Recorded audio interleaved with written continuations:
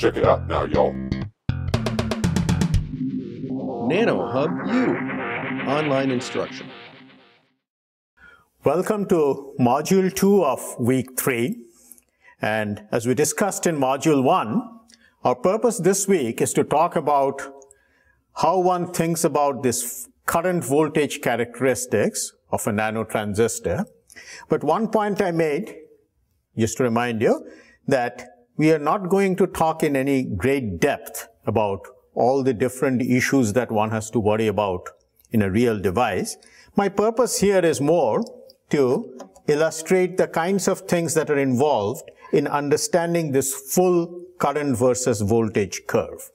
In other words, the first 2 weeks, we talked about the conductance, which is what you generally refer to as linear response, which means if you looked at the slope of di dv right around the origin, that is for small voltage, what current you get, that's the linear response conductance.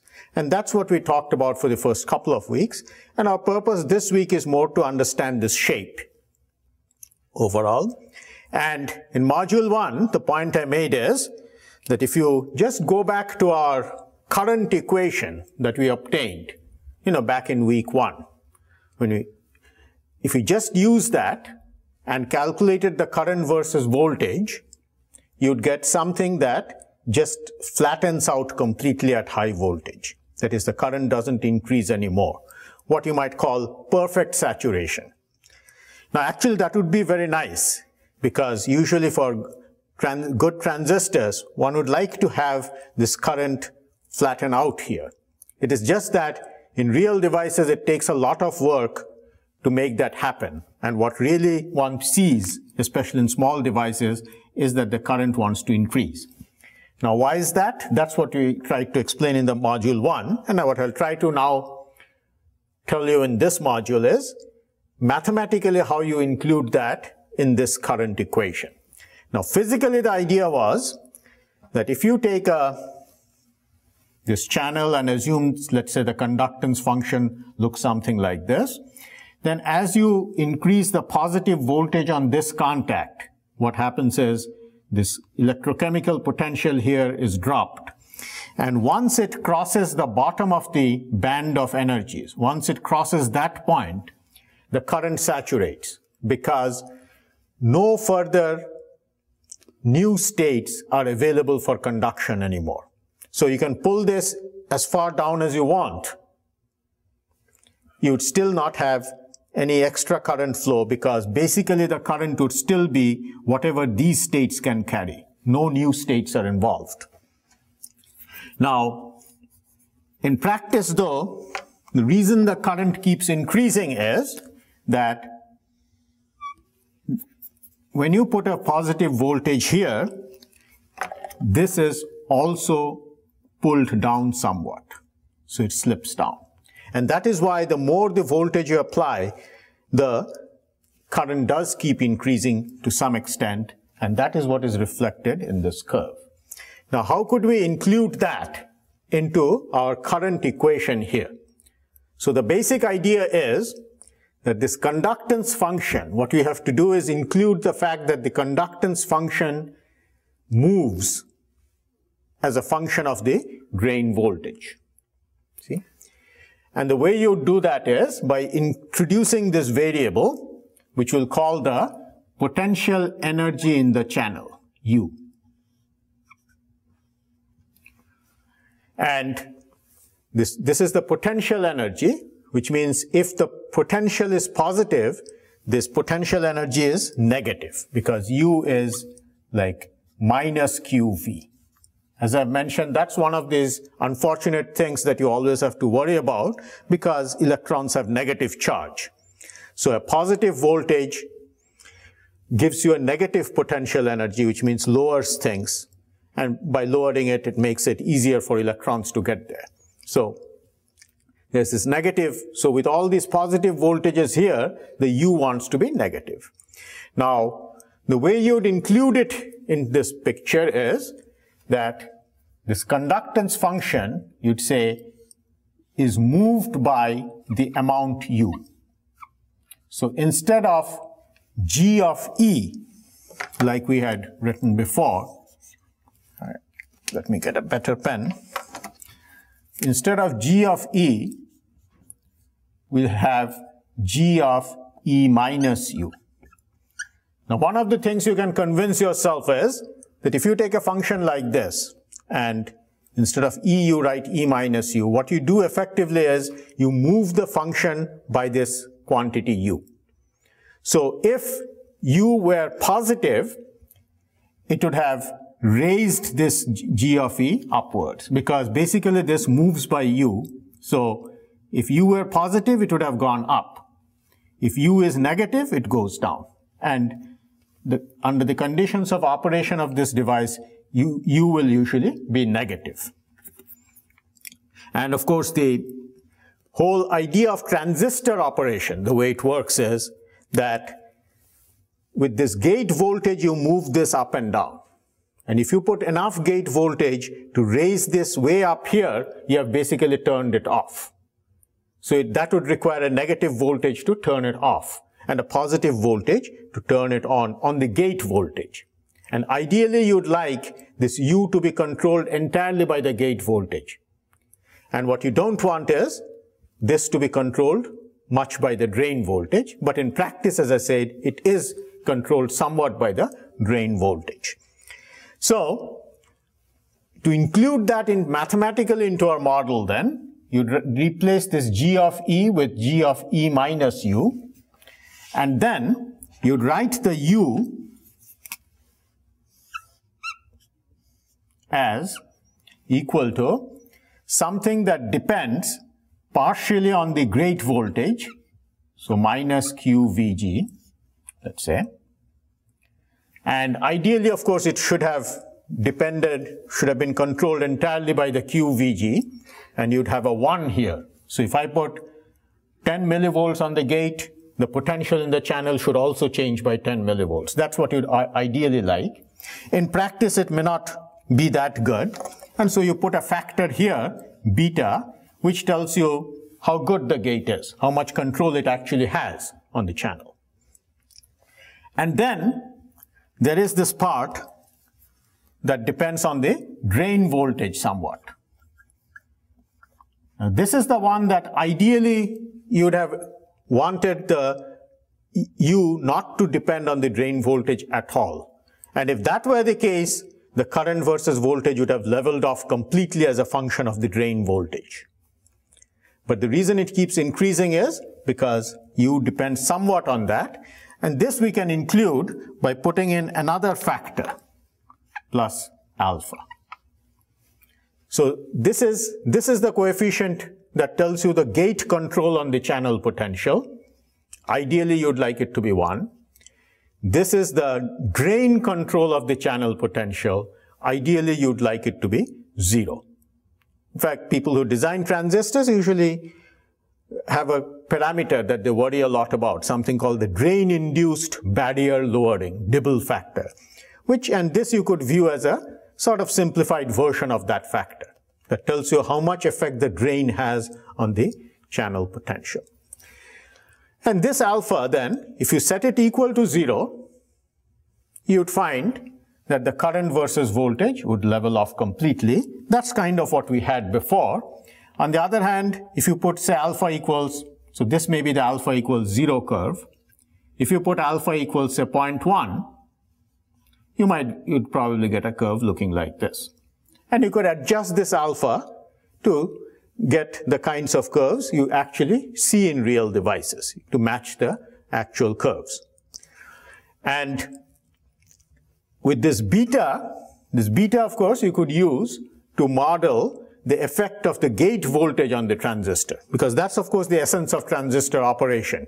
Remember that transistor is a device which is basically a resistor, but the point is you can change its resistance by orders of magnitude. And how do you change its resistance? Well, essentially by using the gate to move this density of states or this conductance function up and down. If you raise it outside the window of this electrochemical potential, it goes off. And if you lower it in, that's when it conducts. So that is the part that would come from this this term, which would tell you how much the conductance is controlled by the gate voltage. Okay. So here then is the modified current equation. I mean, this is what we had back in week 1. This is what we used to understand linear response. And what we have now introduced is a modification that you need to understand this full current voltage characteristics. That if you just want interested in this part, then you don't really need to include this. But if you want this full shape, that is when you need to include that part. Now, what I'll talk about in module 3, that's the next one, is one more term that you actually need to add here to complete the story. There is something more that we haven't talked about yet. And that we'll get to in module 3. For the rest of this module, what I want to do is tell you about what you might call almost an academic example. Not terribly important in the context of nanotransistors, but the purpose is just to illustrate the importance of alpha. That is, how, depending on what this alpha is, the same device could show wildly different current versus voltage characteristics.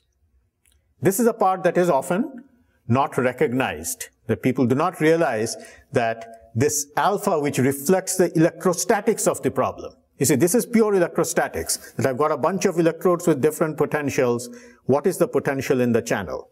Purely electrostatic problem, and how that part of the problem can have a major effect on the shape of the current versus voltage. It doesn't have any effect on the linear conductance, but on the shape. Okay. So let me use this example just to illustrate that point. And next module we'll come back to this extra term and finish the story. Okay.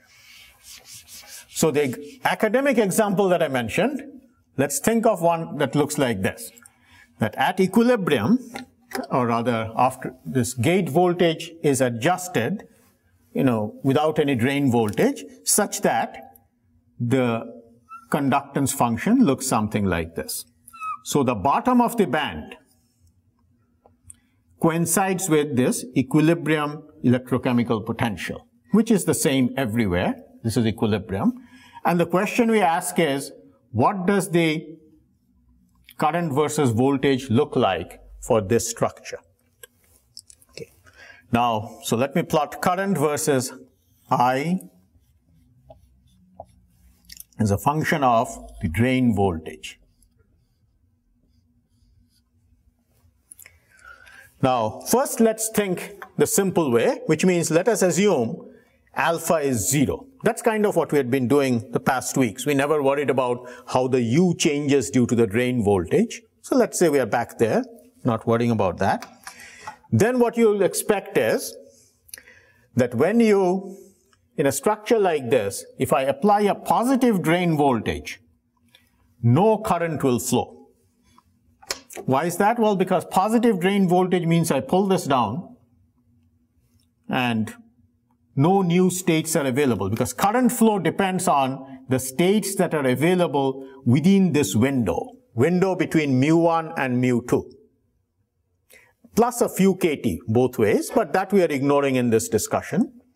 And that just has small changes on the basic qualitative structure of what we are talking about. So you're thinking very low temperatures, so that basically the conduction is in this window. So within this window then, it doesn't matter how much positive voltage I apply, you don't get much current. And so if I actually plotted the current versus voltage, I'd see something looking like this.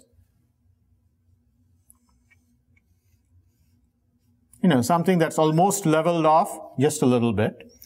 On the other hand, if I actually put a negative voltage on the drain, then what I'd be doing is I'd be raising this up.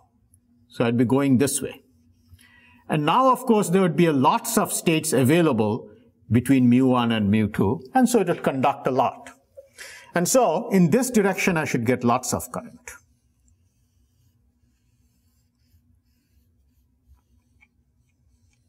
That's it. So this is the structure. This is the structure of this IV that you would expect if alpha were 0. Now think about what we would get if alpha were 1.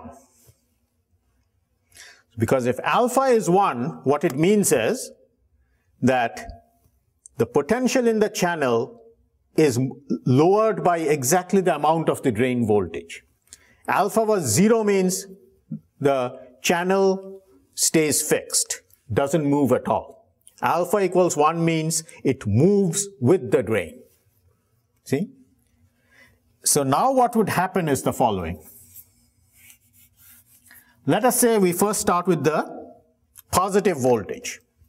That's the case that gave very little current the last time with alpha equals 0. But now that alpha is equal to 1, when I pull this down, the entire drain goes down with it. Pulls it all down. And so if I look in this window, I have lots of states. And so it should conduct very well. So you see, in this case, I'd expect there would be lots of current in this direction. Let me get a better pen again. There should be lots of current.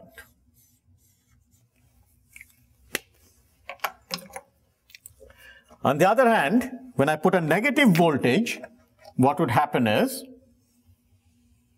you see, now I'm going the other way. So I pull this up, gone over there. And with alpha equals 0, I'd have lots of states to conduct through.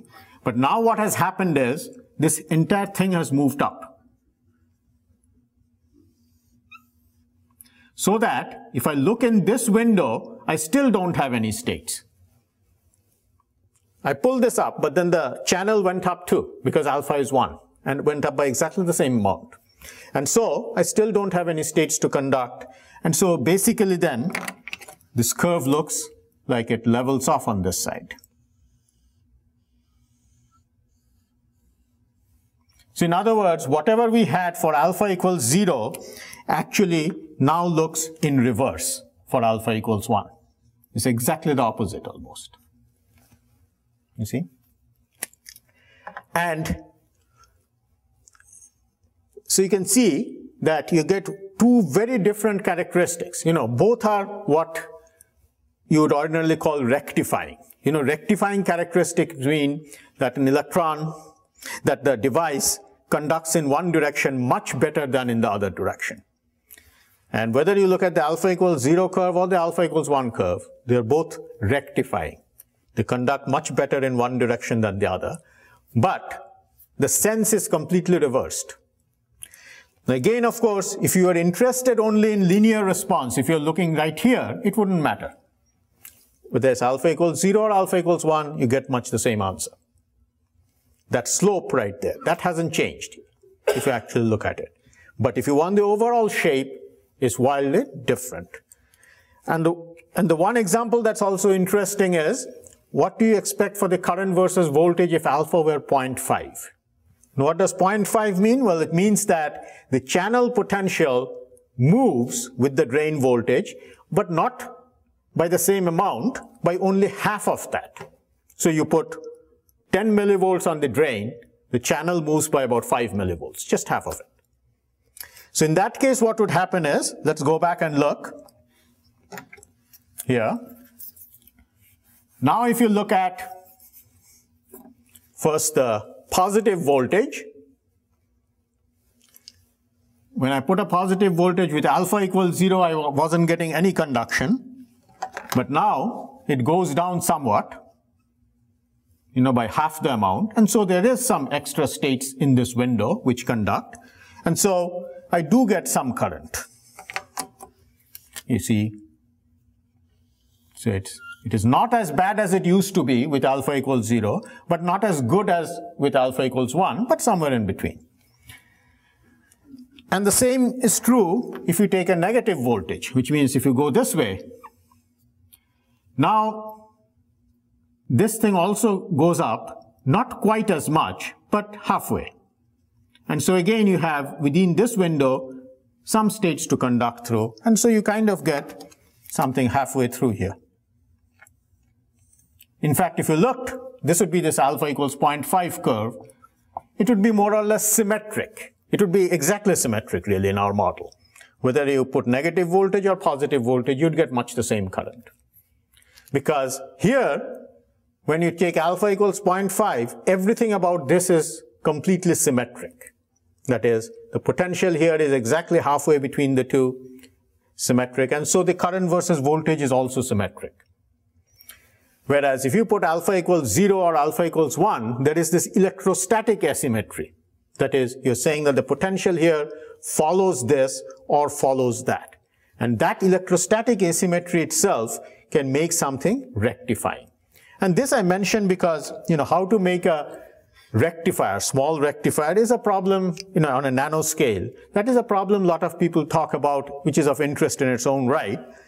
And there are, of course, many mechanisms people talk about, but much of that usually involves making the channel somewhat asymmetric. That is, involves making this look a little different on the left than on the right. In our model, of course, this entire channel is just one point with a certain potential, so there's no asymmetry there. And the main point I was trying to make is just the electrostatic asymmetry itself could make the current versus voltage characteristics asymmetric. And of course, the point I want to stress is again that if you're only interested in linear response, it doesn't matter what alpha is. But if you want the full shape, the electrostatics does play an important role. And then getting back to the overall mission of where we are going is, we took the original current equation, introduced this U, and we have looked at this effect of the electrostatics on the U, of the gate voltage, of the drain voltage. And what we'll do in the next module is then add one more term to complete this entire, what we call the point channel model. Point channel in the sense, the model that you get by treating the channel as a single point.